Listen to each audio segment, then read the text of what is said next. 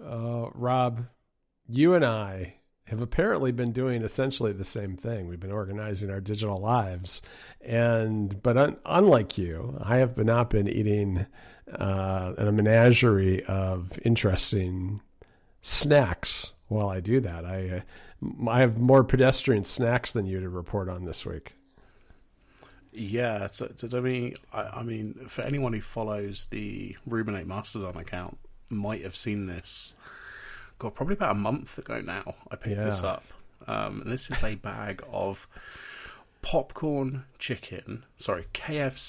popcorn chicken flavored popcorn.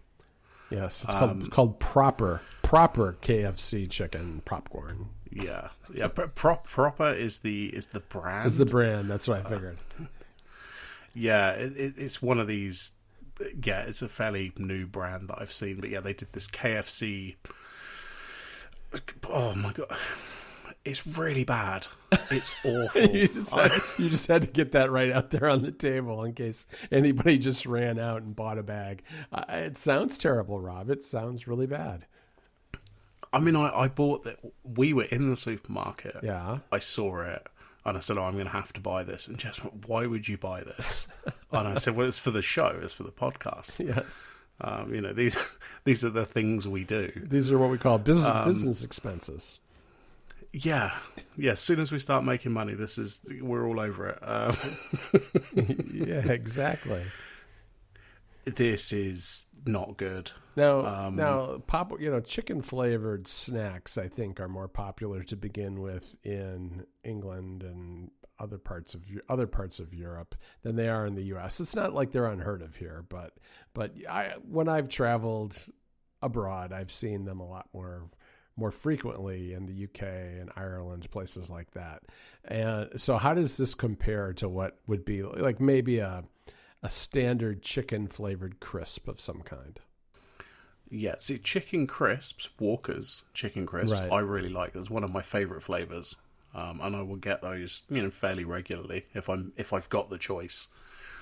Right. This, because I've had, savoury popcorn is not unheard of. I've had some right. like sort of salt and vinegar stuff, and there's some like weird stuff they have at Christmas, and that's all been relatively nice. This is like it's been seasoned just with the KFC seasoning.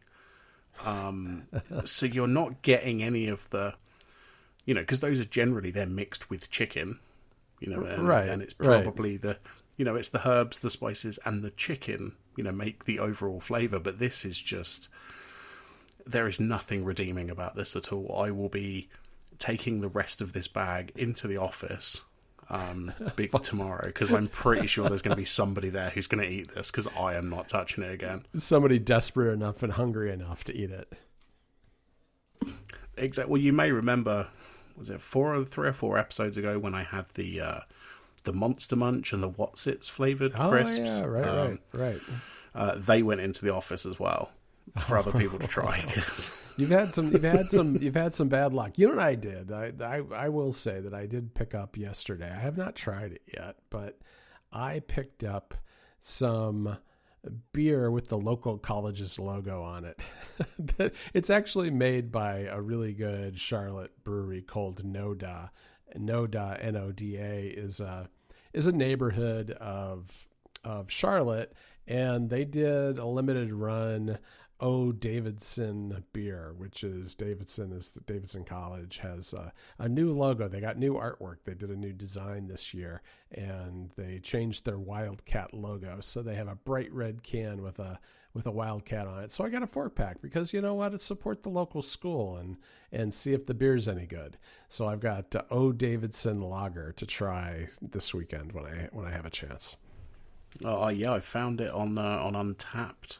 It's got middling ratings. Okay. So I'm not a huge might be in for... I'm not a huge lager fan. I like the ales more myself, but I don't know. I like the can is really what it came down to. I'm not gonna lie.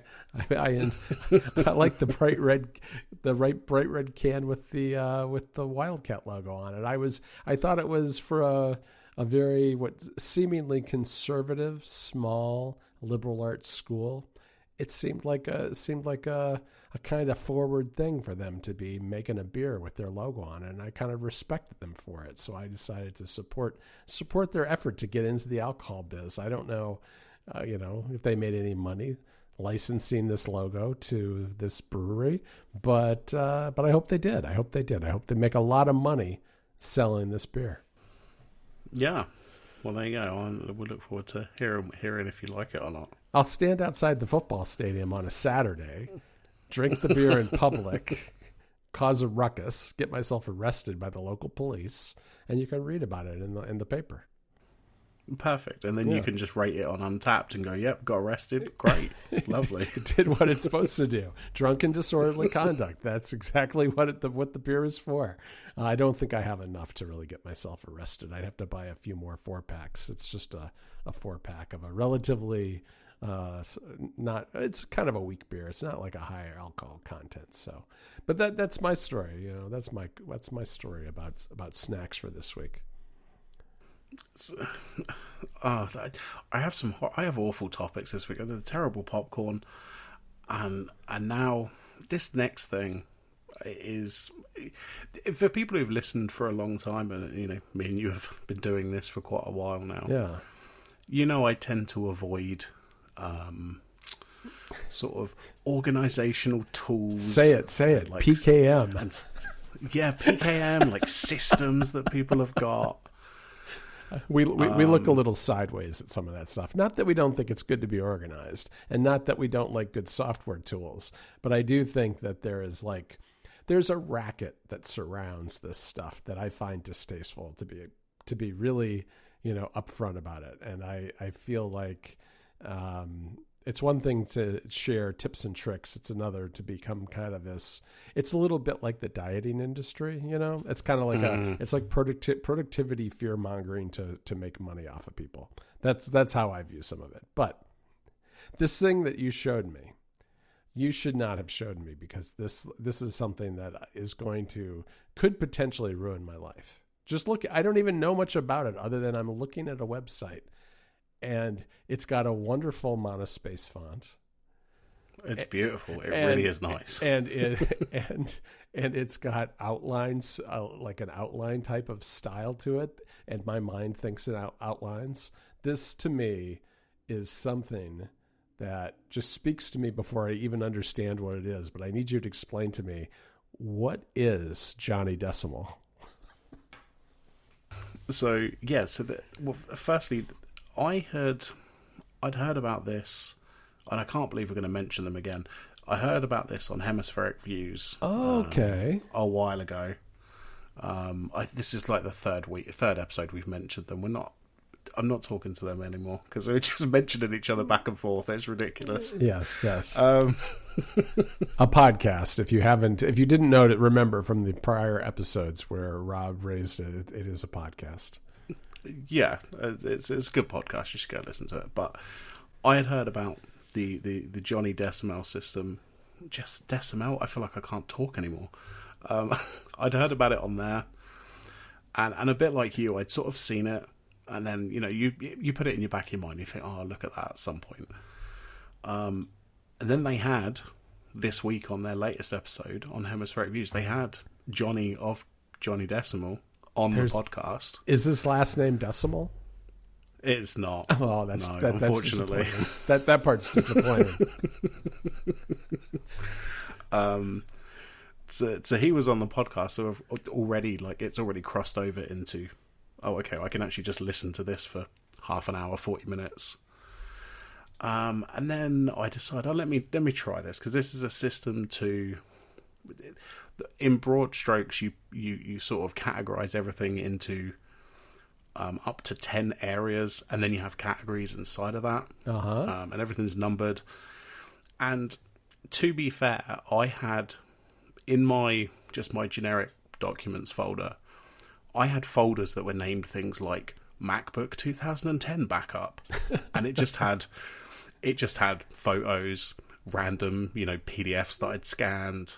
Yeah, and I had probably 10 or 15 of these folders, and half of them had the same stuff on them. So I needed to kind of sort out my file system for a long time because I can never find anything. Rob, I'll make you feel better. I have decades worth of folders. I have no idea what's in them, and there's just hundreds of folders and thousands of files. Yeah, I think at one point I found a folder that was called Archive, and it had, old websites, stuff like that, which is fair enough. It was just old websites that I'd worked on from 10 years ago, 15 years ago. But then I went a level down, and there's all the websites, and then there's another folder called Archive. And this went down about 3 or 4 levels where there was always an archive folder with just more stuff in it. So it's no wonder I couldn't find anything. Oh, I'm scrolling around in here and I'm seeing why this speaks to you. There's a command line tool. There's an Alfred workflow. Yeah, this is very Rob stuff right here. I actually built my own Alfred workflow before I realized there was an Alfred workflow. So now there's 2 Alfred workflows. So explain to me what exactly this is, because it looks to me like this is essentially a system for organizing your file structure on your computer, and that it's really just it's I guess it's designed to define some constraints so that you don't go crazy and do what we did and just have like a random assortment of files on your computer. Yeah, that's pretty much it. So you have all the top level, as they call it, areas. So if I'm going to actually open up mine because I've sort of been working on it. So I have like home, podcasts, hobbies, media, that kind of thing. Those are sort of my top level stuff. Mm-hmm. And then inside, podcasts, for example, I have Ruminate, We Got a Family, various other sort of like sound clips that I have that I use on podcasts. I have a bleep MP3 just in case. Sure. Not that we really do it here, but it's funny even for comedic effect. And then inside those, what they suggest at least is that you don't have like multiple levels of folders. You try and just have like so you've got your top level, then the category, and then the folders inside that, and then that's it. And as you say, so it puts some constraints on where it does force you to think a little bit more than just dump everything in a folder called Archive and hope that you can find it in 5 years. Right. I absolutely love this. The reason I love this is how I am like living my digital life everywhere except in my file structure, which is probably the only reason I haven't implemented it in the Finder is because I just have too much and I don't know what to do. I don't have the time to go through it all. But this is how I approach like task management. It's like high level thing, like Mac stories, podcasts, Club Max. There's like 5 or 6 things that I have for my top level stuff. And then under that, there's a breakdown and maybe 1 level under that. And it's the same thing with bookmarks in raindrop.io. I have like a Mac Stories one and a personal one. And then I use tags beyond that to make it easier to find stuff. It's like just enough structure but still relying on search, but being able to use the structure to restrict the search so that the search is actually useful. Yeah, definitely. It genuinely has helped because I think if I took a first pass at this and I had probably double the amount of categories nearly. I'd basically hit this sort of loose limit of 10 categories and but Johnny's a really nice guy. Like I posted my file structure in the Discord and he went through every single section and like gave me advice and like said, look, it's not, these aren't hard and fast rules. Like I can do what I want. It's my file structure. But he was so helpful at saying like, you've made this too specific, so you're going to have problems down the line. Right. Because I think that's the other thing is, it's all well and good defining structure for the files I have right this second, but what am I going to have in a year's time? Right. So I need to make sure there's places for that to go when that stuff comes in. Right. And it also, I think one of the hard things sometimes to figure out is, do you define a structure based on like areas of your life, like work and personal, or do you organize it around tasks like recording podcasts or writing an article or writing code or whatever it happens to be? How do you break those things down? Personally, I have found that I mostly, top level, it's more like areas of my life. And then once you go into the structure, it's more like tasks or projects within those areas. And one of the things I've been experimenting with again is things. And one of the things I'm doing in there is I'm actually starting to create more projects in the past. Because in the past, I used projects and things as, I didn't use the areas at all. Areas is a concept in things, which is like work, family, personal, whatever. I didn't use those at all. So I started using those. And then I've started creating template projects for things that are recurring but have similar tasks every week, and using shortcuts to generate those every week. So it's kind of a similar system, but implemented in a task manager. Yeah, I mean, I can see myself sort of using this in a lot of places. Like, I'm even finding myself looking at my Obsidian folder structure. Yeah, exactly. I know we've talked about that before, but I don't have a huge, it's not, most of it is just sort of dumped in there. But it's made me think, I could at least sort of categorize some of this stuff, and it's going to sort of help me, find things that are in there without just using the global search, which is good, but it's not necessarily what I always want to do. Yeah, with Obsidian, what I would suggest are two plugins. One is called OmniSearch, which is a much better search engine than the built-in, file finder. And then something called Auto Note Mover. So you give something a tag, for instance, and it'll automatically put it in a folder. So a lot of my stuff gets automatically organized that way so you could create the whole Johnny Decimal system in there, use tags, which are now, there's this new properties feature in Obsidian, which is really good because it's really just YAML front matter, but it's done in a more user-friendly way that makes it easier to keep it straight and tidy, and it works in the right-hand sidebar. And you can add those tags, and then those tags can be the way that your stuff automatically gets whisked off to a folder according to your system, which I like that idea a lot. I spent a lot of time on the weekend organizing Obsidian, and one of the things, I had the same problem there I have with the file system. I have like 3,200 notes, and I don't know what to do with any of them because that's too many to organize. And I've only been using it for a couple of years, Rob. I mean, I literally make documents, a lot of documents every week. And one of the things I've been thinking about is going forward is I've been thinking about things like tagging all the stuff I've written that's on Mac Stories as articles, and then just getting rid of them after like 6 months. Because why do I want the copy that is in plain text when it's published on the web anyway?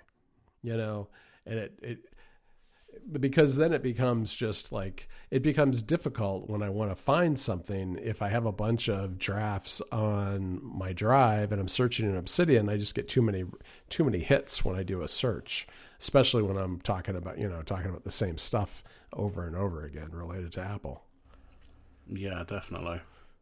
So this system is a system. They're not selling this system, but they do seem to have a workbook, I see, to probably help you think about how to do this, right?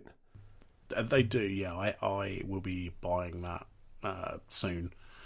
So the website has all the concepts and stuff. The PDF, or the workbook is more of a sort of step-by-step guide. I think it's like 100 pages or something. It's a fairly hefty it's a fairly hefty book. So yeah, it looks like it's $37, and that seems like a reasonable thing to me. I mean, there's enough. I think that there's enough here that like this does not to me fall into the category of the racket that I was talking about earlier, because to me this is like, here's this really cool free thing, a very interesting idea that you can take and run with yourself, which would be very easy to do on your own. But if you want a little help, we've also got this tool for you, and you don't, no obligation to buy it, but it's here if you want it. I like that. Yeah, absolutely. And like I say, he's a really nice guy as well. He's been, helping me out, and there's a forum where he's helping people, and so it's, if you are stuck, or not even stuck, but if you have questions, like there's loads of threads and stuff on the forum, and he always seems to be willing to help out. So Yeah. You know, I need to come up with a system. I really do. Really do. So far, my only system and my only advice I've ever really given when it comes to this kind of stuff is just, you know what? When in doubt, delete it. Just get rid of it. Yeah. It's not really a system. It's more of a capitulation, I suppose. The capitulation system. That's what I'm going to call it. And I will give you a PDF. It's a blank page that just says in the center, delete it. And you can stick it up on the wall and remind yourself, just delete it. Perfect. There you go. I love it. That's my system. I think I'm going to be rich from this, Rob. I really do. I think I've got it's got potential. I think I've got it. It's going to be big. But yeah, I like how this works. I do kind of like how it's got this numbering system. I can see that this is the sort of thing that would fit very well in Obsidian.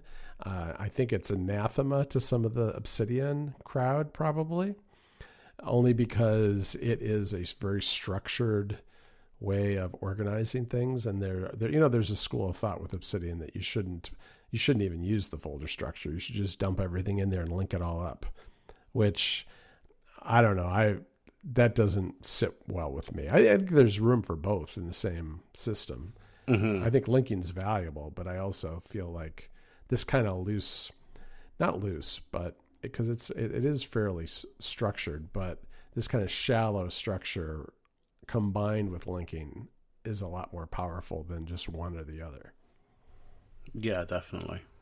But, so what's your advice? What have you discovered? Kind of what are your tips for someone who's thinking about looking at this and trying it out for the first time? How should they get started? I mean, I think I would have had a better time had I bought the workbook first, because the trouble is I just sort of skimmed the webpage and went, I'm just going to try this. Like, I'd listen to the podcast and stuff. That's what I would do too. To be honest, I just spent a lot of time trying to think about the categories, like where, and some of the advice that Johnny gave in the Discord is like, you try and make everything as broad as possible. So don't have a category that's family finance. You just have family. You know that mortgages and loans and whatever else, birth certificates, all that kind of stuff can just go in that category because it's all basically the same thing. Right. It's all the same category of stuff. I think initially I had a home one and then a family one, and he sort of pointed out like those things are essentially the same, and then they're never going to grow to a size where I need both of those categories separately. Yeah, that is smart, because I've done that sort of thing in the past where it would be like I'd either split it up between like health and mortgage and utility bills, and it's like, well, do those really all need to be, maybe you split some of that stuff up, but a lot of it can all just go into one bucket. And one of the things that I do too, like I still scan documents once in a while because I have a scanner, which is very old school of me. But I do get important pieces of paper once in a while, and I did get a lot of important pieces of paper when I was buying a new house. And what I do is I don't even bother to organize that stuff. I just scan it into something called the inbox. And the inbox, I don't scan enough that the inbox gets so deep that I can't find stuff again, but I know where to look, which in and of itself is kind of nice. And I think that's part of the beauty of this is like, well, you don't have to have like an endless series of divided categories. You have maybe, up to 10 places to look. And if you define those things broadly enough, but separate enough from each other, then it's really doesn't take a lot of effort, I would assume, to go back and find what you're looking for. Yeah, I've already found, because I sort of done a little bit of it yesterday evening. Mm-hmm. And then I was looking for a few bits today, and I've already found it way more useful to just be able to, to know that, these things, bills or whatever in home and family, the podcast stuff for us recording tonight, it's all in its directory and its folder and category. Like it's just been way easier to find stuff. Because I don't think I'd realised how often I was just looking for crap on my computer that I had no idea where it was. Yeah, I fall into that too, especially with personal stuff. I'm much better organized for my Mac Stories stuff, but Yeah, that makes a lot of sense to me. What are you gonna do with, like, I don't know, stuff you've still got on your computer from when you were at university? Are you just gonna like create an archive folder and dump it all in there? And if you need something really old, because the reality is there's probably very few times that you have to go looking for something that's 5 years old or older, but you might once in a while. Are you just going to dump it into like an archive, or are you going to actually try to go through every file on your computer? No. So there's, I will put my top level areas in the show notes as well so people can see it. But the first sort of area is basically reserved for like system and like meta type stuff. So inside that folder, I just have an archive folder. And it has exactly what you're describing. I have university archive, college archive, I even have school. I mean, I don't even know how long ago I finished school. 19 years ago, 18 years ago. I'm probably not going to need that stuff, but it's around, so I'll keep it. Yeah. I just have an archive folder. And another one is above that, or on the same level, is exported data for a bunch of Twitter accounts and Tumblr, Instagram, Reddit. Basically a bunch of sites that I've left or I've deleted accounts, but I usually export the data just in case I want to search through that stuff. I even have a TwitPic archive here, which is, that's got to be from what? 2009, 2010. Right. No, I'm embarrassed to say so much of that stuff just lives in my downloads folder forever. Oh yeah, the downloads folder, that's a shame folder. I have not been in there yet. Every now and then I'll go in and I'll sort it by kind, and I'll delete out all the DMGs or other kinds of downloaded software that are hogging up a lot of space, but I'm pretty bad about that too. But yeah, I like this system. I'm very excited about this. I'm going to have to look into this. Yeah. It's been kind of nice just to be able to like find all the stuff. When I'm actually looking, I had like a fonts folder where I just dumped fonts that I've downloaded and things. I've now categorized those by because I have a bunch of fonts that are like, the Pokemon font or the Harry Potter font, media type stuff if I ever need to, mostly just to do stupid posts on Mastodon. So those are all categorized now. All of that stuff's way easier to find. I'm gonna dangle this like catnip in front of Teachy. Get Teachy on it. He's gonna love it. He's gonna see this and he'll be like, "Why did you send this to me, John?" It's kind of against my own interest because then I won't hear from him for 3 or 4 days. Nothing will get done around Mac Stories. But I'm going to check this out a lot more closely.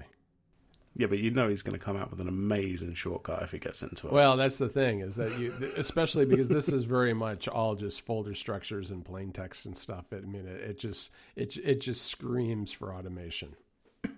Oh, absolutely. And like I told you at the beginning, I've spent a lot of time organizing notes and organizing tasks and organizing Obsidian and organizing basically all the stuff that I get behind on and I have to periodically go through. And I did email a while back and all this stuff. And I'm trying to really limit the number of inboxes I have and the number of places I have to look. And really the number of places I have to look is one of the biggest problems right now still. Mm-hmm. And this, I think, solves a big piece of that in terms of the file system, because I've never really had a system for dealing with the file system on my Mac. Yeah.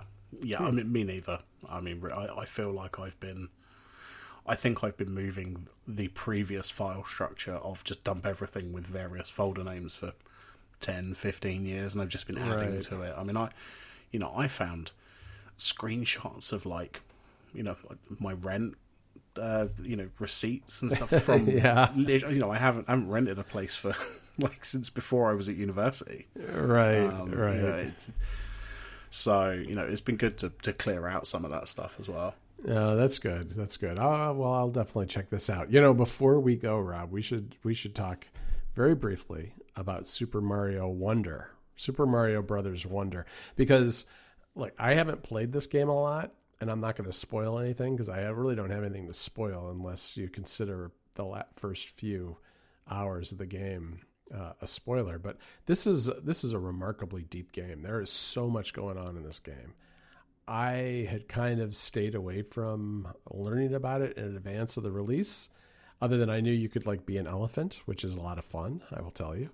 But there's so much going on. There's so many things to collect, so many different modes, so many different things to discover. It's a really, really fun game. I mean, this is like, I don't know, this is like Nintendo at its finest, really. Yeah. I wasn't too bothered because I generally favor the 3D, the 3D world type Mario games. Then I started seeing the reviews, and I saw some people. I'm like, yeah, I'm gonna have to buy this at some point, aren't I? Yeah, because it really does look like a lot of fun. Yeah, and then you go into the kind of the psychedelic mode of the game, and it's just there's like talking flowers, and you can like transport yourself using pipes into the background of the game. Like the background of the game is part of the game at times. Wow, and it's just so many different levels of stuff going on and little games and things to do, and a system of coins and redeeming coins for different powers and things you can do. And then there's an online mode where you can leave markers for other players. And I mean, it just goes on. And I haven't spent a ton of time on it, but I am going to be playing it an awful lot in the coming weeks. And I've got Spider-Man 2 to play too, but I don't know. I mean, I'm going to have to. I think this weekend I'll take a break and at least play Spider-Man for a couple of days, because we have the remake of Super Mario RPG coming in a month. And oh my, of course we do. Yeah, so between Wonder, Super Mario RPG, and Spider-Man 2, I think I'm set for the rest of the year. Yeah, this is I mean, it's October. Like this is definitely going to keep everybody pretty busy for a while. Yeah, definitely. I think so. It's but it's great. It's great. There we go. I wasn't expecting us to talk quite as long about file systems. What's happened to us? Oh, I don't know. Productivity gurus. That's what we are. I mean, PKM. What do you call PKM gurus? Do you call them? I don't know. PKM masters or something like that. I've got big knowledge boys. Oh, big knowledge boys! I got 3,200 bits of knowledge in my PKM. Rob, how many? That makes me more knowledgeable than you, I bet. Oh yeah, I mean, you have way more files than me, so you win. Probably half of them are Untitled 1, Untitled 2, Untitled 3. A bunch of empty markdown files of half thoughts that were never completed. But at least I know where to find them. At least I know where to find them now. Yeah, exactly. So, well, I'll be interested to see if you end up digging into this in the next couple of weeks. All right. Well, I thought I was all organized and ready to go, and you've dragged me back in, Rob. So I'm so sorry. I thank you for that. And what I'm gonna do is just out of spite, I'm gonna drag other people into the world of organization along with me. Let's do it. This is what we do now. All right. Sounds good. All right. Speak to you soon. Bye.